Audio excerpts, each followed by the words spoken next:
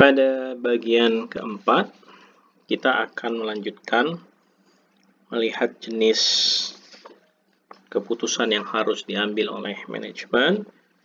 Ya, dua jenis lagi. Ya. Yang jenis keempat adalah pengambilan keputusan terkait dengan joint product, yaitu keputusan untuk memproses lebih lanjut joint product atau menjualnya langsung pada saat split off. Jadi di dalam proses manufaktur itu terdapat kemungkinan perusahaan memproduksi joint product. Yang dimaksud dengan joint product di sini adalah ada proses produksi yang sama, lalu kemudian pada titik tertentu menghasilkan lebih dari satu produk. Ya, lebih dari satu produk.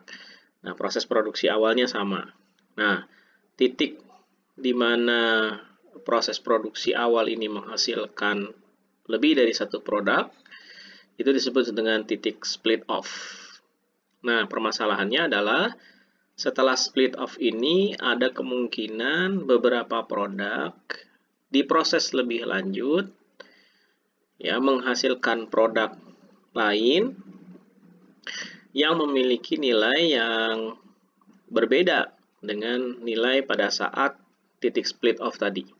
Ya, nah seringkali manajemen dihadapkan kepada pilihan untuk menentukan apakah lebih baik mereka menjual produk tersebut pada saat split off, ya, setelah split off langsung kemudian dijual tanpa ada proses lebih lanjut, ataukah diproses dulu baru setelah itu kemudian dijual.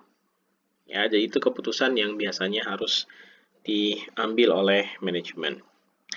Nah, untuk memudahkan ilustrasi kembali memahami konsep, kita akan kembali menggunakan ilustrasi seperti yang digambarkan di slide ya.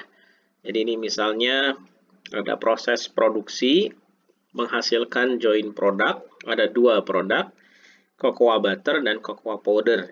Ya. Proses awalnya sama nih. Jadi dari bahan baku yang sama, ya, di sini adalah biji cocoa ya, atau biji coklat ya. Biji coklat, materialsnya atau direct materialsnya, bahan bakunya, katakanlah biayanya di sini $600 per ton, gitu ya. Lalu kemudian diproduksi, ada proses produksi, biaya produksinya atau biaya proses costingnya di sini $700 per ton. Nah, setelah di proses produksi ini kemudian hasilnya dari tadinya biji coklat setelah diproduksi menghasilkan dua jenis. Ada cocoa butter yang kalau kita jual nilainya adalah $900 ya. Dan jumlah yang dihasilkan di sini 2000 pounds gitu ya misalnya ya contohnya. Dan satu lagi menghasilkan cocoa powder ya. Cocoa powder ini kalau langsung dijual laku dengan harga $600 ya dan tersedia 1000 pounds. Tapi sebenarnya ada alternatif lain, yaitu bisa kemudian cocoa powder ini diproses lagi ya. Proses lagi dengan tambahan biaya $900. Jadilah namanya instant cocoa mix yang sales value-nya lebih tinggi. Ya, yaitu $2100.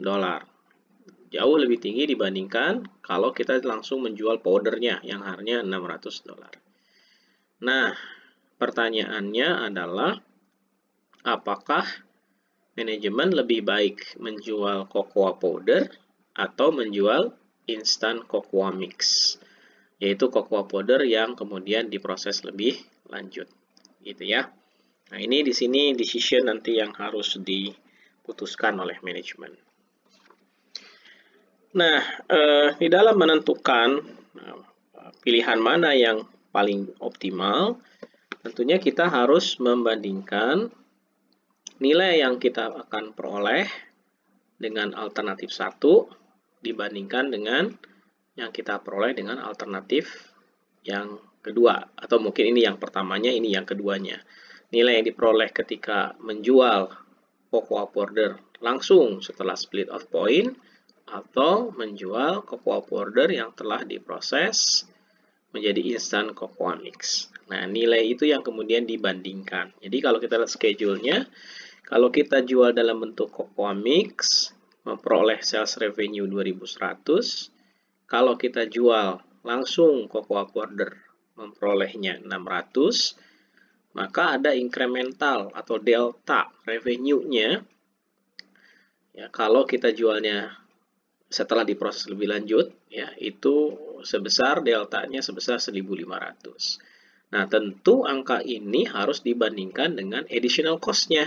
Ya, ini kan diperoleh setelah kita melakukan additional process sehingga memperoleh sales revenue lebih tinggi ya dibandingkan kalau tidak diproses. Tentu kita harus memasukkan unsur berapa biaya untuk memprosesnya ya. Kita kurangkan dengan separable processing cost ya. Jadi tambahan biaya untuk memproses lebih lanjut cocoa powder menjadi instant cocoa mix. Ternyata hanya $900. Jadi masih ada selisih 600. Ya, ini ada net benefit dari further processing, dari proses pemrosesan lebih lanjut cocoa powder menjadi instant cocoa mix, ternyata masih memberikan net benefit sebesar $600. Nah, dengan perhitungan ini, maka menunjukkan bahwa sebaiknya cocoa powder diproses dulu lebih lanjut ya. Walaupun ada biaya tambahan, ya, menjadi instant cocoa mix, baru kemudian dijual. Karena netonya masih lebih baik atau nilainya positif ya netonya. Nah, kalau misalnya kita ingin melihat keseluruhan, jadi analisisnya kita lanjutkan untuk mengetahui dampak dari keputusan yang diambil, maka kita bisa menghitung nih berapa total profitnya ya yang akan diperoleh. Tapi sebelumnya, karena total profit ini adalah sales dikurangi dengan cost, nah di mana cost-nya itu ada yang sifatnya joint cost antara cocoa butter dan instant cocoa mix tadi, cocoa powder ya. Ini kan untuk menghasilkan cocoa butter dan cocoa powder tadi prosesnya sama, berarti ada joint cost-nya. Maka tahap pertamanya adalah memisahkan dulu joint cost-nya itu. Joint cost yang secara total tadi direct materials dari biji coklatnya 600, kemudian processes joint cost dari processing productionsnya adalah 700 sehingga total joint cost-nya 1.300. Nah, ini perlu kita bagi. Berapa dari 1.300 ini merupakan biaya yang merupakan bagian dari cocoa butter dan berapa merupakan bagian dari cocoa powder. Nah, cara membaginya menggunakan relative sales value method, salah satu metodenya. Ya, jadi kita bandingkan nilai relatif nilai jualnya ketika split off ya. Nah, tadi diinformasikan dalam kasus ini cocoa butter bisa dijual pada harga 900 sementara powder pada harga 600. Nah, dengan proporsi harga ini 900 dibagi 1.500 dan 600 dibagi 1.500 sehingga diperoleh proporsi 60% 40%, maka yang 1.300 ini dibagi ke masing-masing sesuai dengan persentase ini. Ya, sehingga kita peroleh allocation joint cost untuk butter 780, sementara untuk powder 520. Nah, efeknya kemana? Efeknya ke sini, ya, ke cost. Salesnya relatively mudah. Salesnya kan diperoleh berapa jumlah yang dijual, unitnya. Kita bisa kembali ke sini, ini ya unitnya. Untuk cocoa butter $900 dikali dengan jumlah unit terjual 2000 gitu ya. Ya, sehingga kita peroleh 1,8. Nah, kalau untuk yang cocoa mix tadi $2.100 price-nya kali 1.000 pounds ya, sehingga kita peroleh 2.100.000. Nah, di cost-nya untuk cocoa butter karena prosesnya cuma satu, maka kita bisa menggunakan harga yang 720 ini langsung dikali jumlah quantity yang dijual. Ya, tadi yang dijual adalah sebesar 2.000 ya. 2.000 pounds sehingga kita bisa memperoleh cost-nya 1.560.000. Kita cek ya 2.000 pounds. Ya betul ya 2.000 pounds sekali 780. Nah, sementara untuk instant cocoa mix harus hati-hati. Dia cost-nya bukan hanya 520 tapi ditambah additional processing tadi. Ya karena 520 ini hanya untuk menghasilkan powder ya, split alokasi dari joint cost untuk menghasilkan powder. Setelah itu karena yang dijual bukan powder tapi dalam bentuk instant cocoa mix, ada additional cost $900 Jadi nilainya ya yang ini adalah 520 ditambah 900, 1420 dikali jumlah pounds yang terjual tadi 1000 pounds ya, sehingga diperoleh cost-nya 1.420. Nah, inilah total profit yang diperoleh dari penjualan cocoa butter dan instant cocoa mix.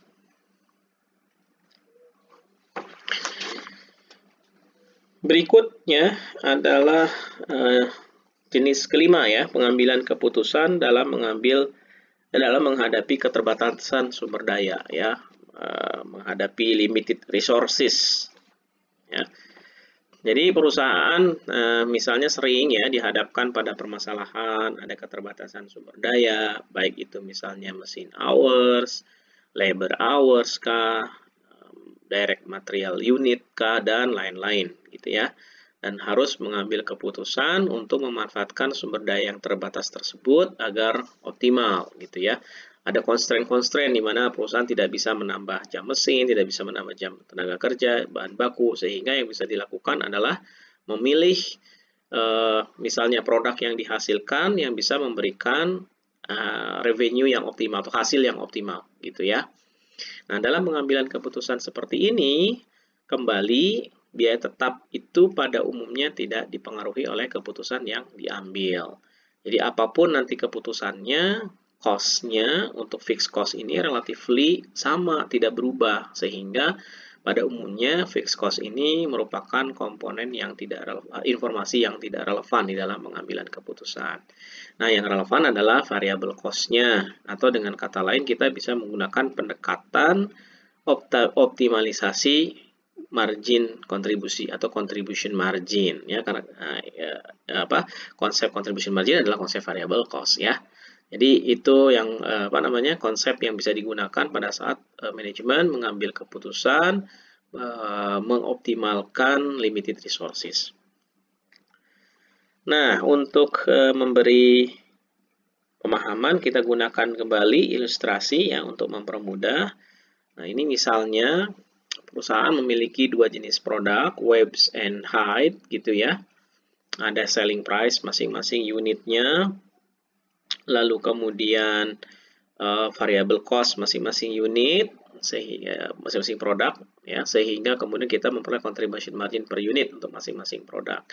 Terlihat bahwa contribution margin per unit untuk webs itu lebih tinggi ya, jauh lebih tinggi dibandingkan heights ya. Bedanya $11 nih contribution marginnya. Lalu terdapat juga informasi bahwa permintaan untuk produk webs itu 2.500 unit dalam satu minggu.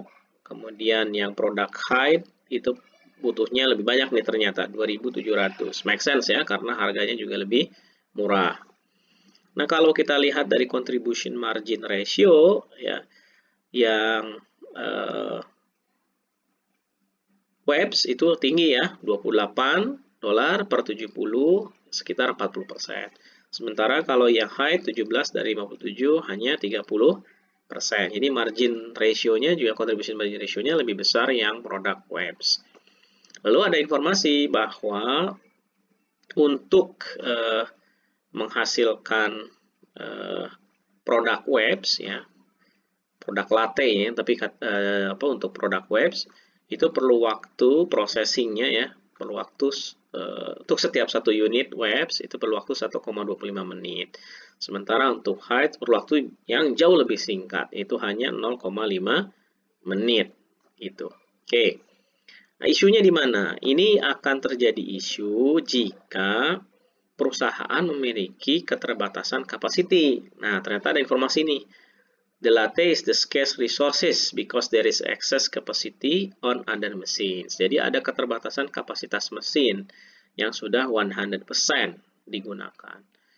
Nah, keterbatasan itu semakin ditunjukkan oleh di satu sisi kapasitas dari processing ini itu hanya ada 2.500 menit per minggu gitu ya.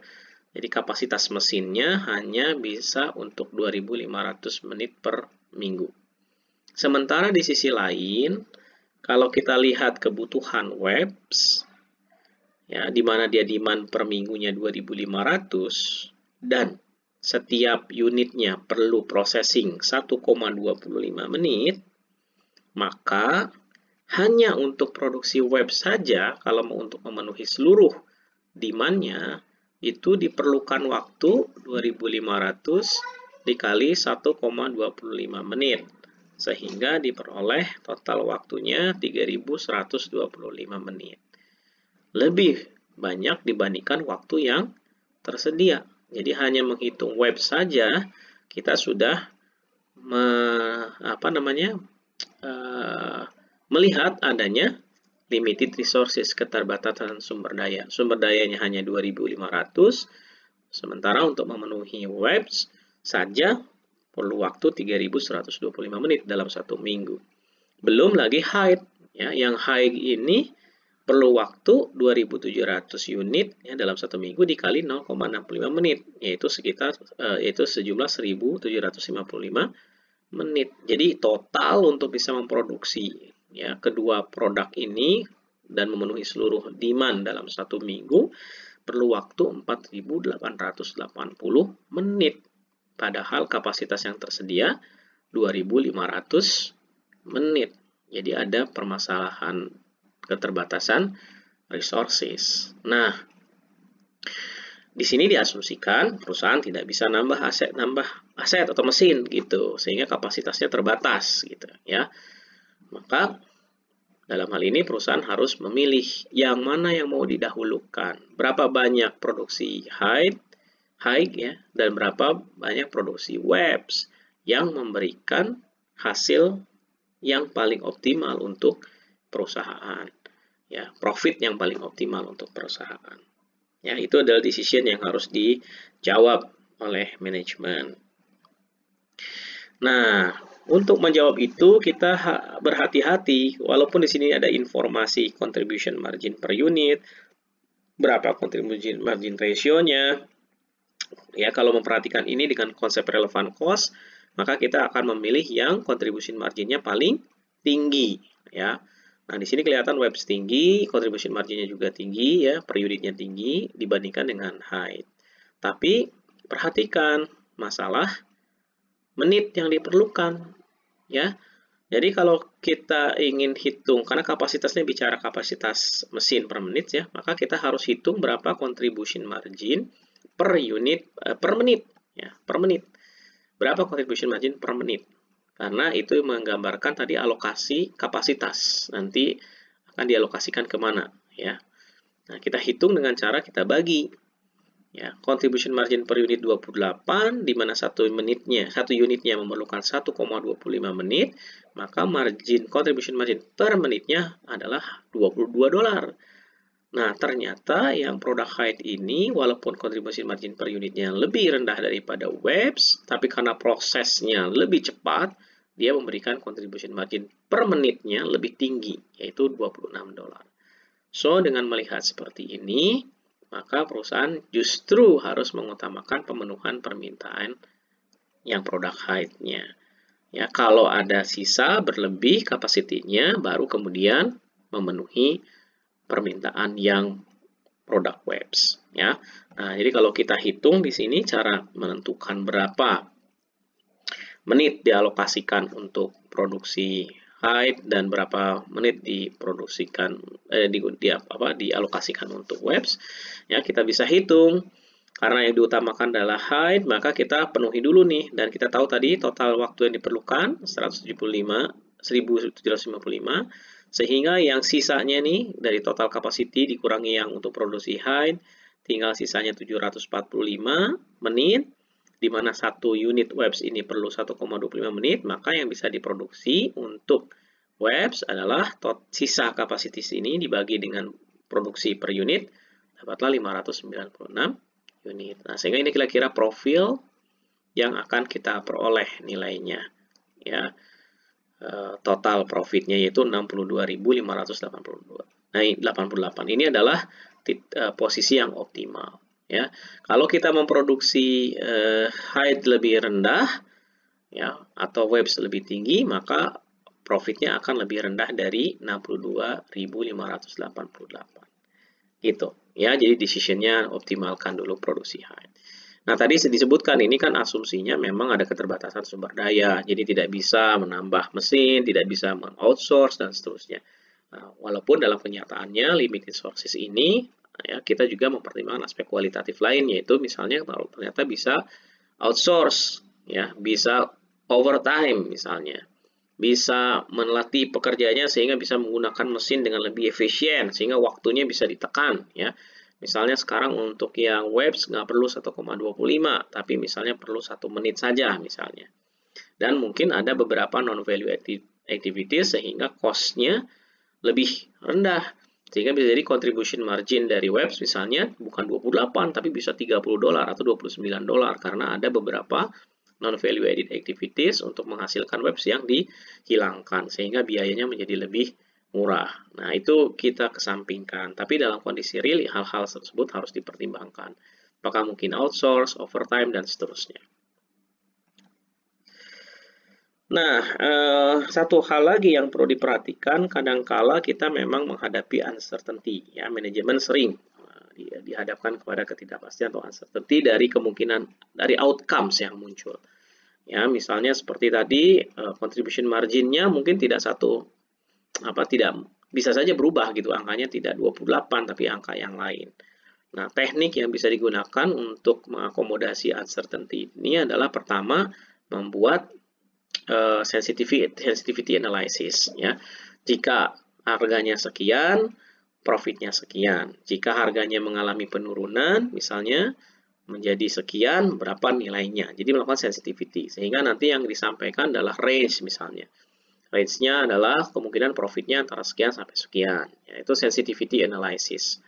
Tapi ada yang lain, ya, pendekatannya yaitu dengan menghitung expected value dari berbagai kemungkinan. Ya, ini contohnya misalnya kita identifikasi dulu berbagai kemungkinan contribution margin-nya misalnya ya.